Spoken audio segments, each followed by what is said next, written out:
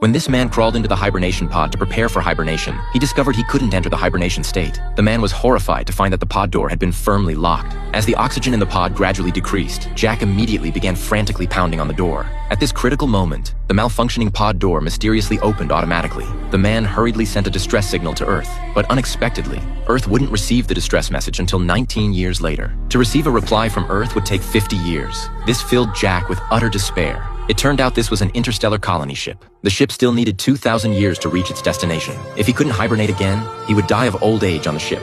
However, at this moment, Jack suddenly noticed a bartender at the bar. The man was instantly overjoyed. But when he approached, he discovered it was just a robot. This made Jack feel completely hopeless. Living alone for an extended period made him feel incredibly empty.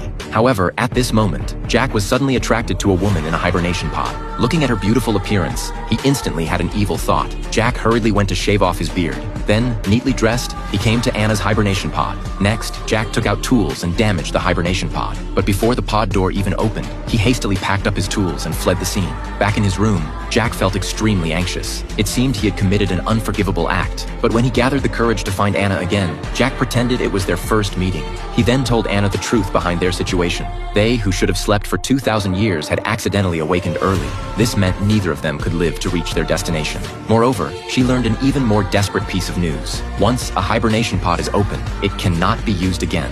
After hearing this, Anna could only helplessly accept reality. Little did she know, the man in front of her was the very person who had awakened her.